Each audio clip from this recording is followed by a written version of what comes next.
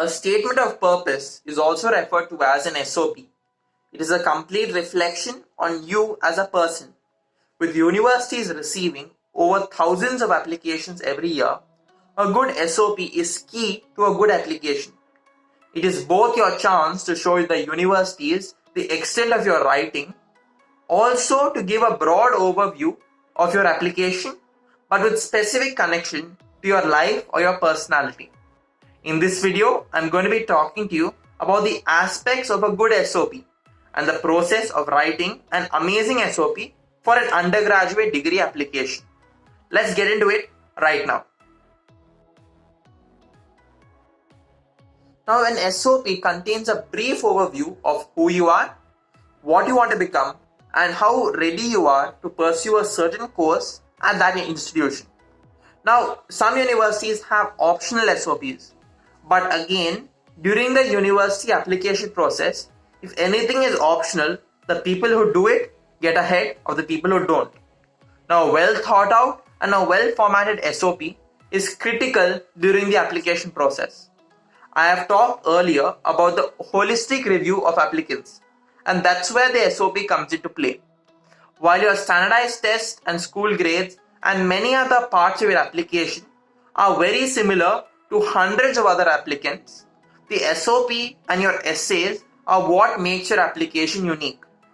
Using the SOP, the admission officer wants to know more about you, firstly as a person, and secondly, wants to know why you chose that specific university and why you chose that specific major which you applied for. Now, let's get into the process of writing a good SOP for a good university. Now, firstly, get all the basic aspects of what you want to write in your SOP onto a piece of paper or in the form of bullet points. Write down key and important instances from your 12 years of schooling and all of your other experiences from outside school, and also very important is to trace the origins of your interest in your major. Now, with that process done, you can start your work on your first draft. This should be around 500 words long. Now, most universities ask for essays around 650 words, but again, some universities, like I think the University of Arizona, had also asked for an SOP which had a word limit of 250 words.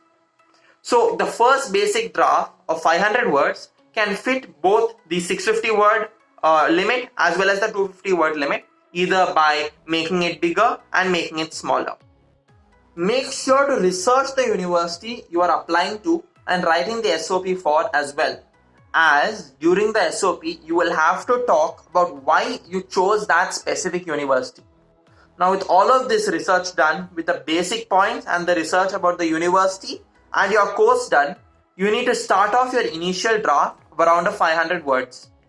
Now, with your initial draft of 500 words in hand, if you are comfortable with it, it is a good idea to get someone who knows you to read through it and add any additional points. They can also give you any suggestions on what they think that you should add to your SOP. Now, editing the draft a few times till it is as concise as possible and at the same time it reads well is very important.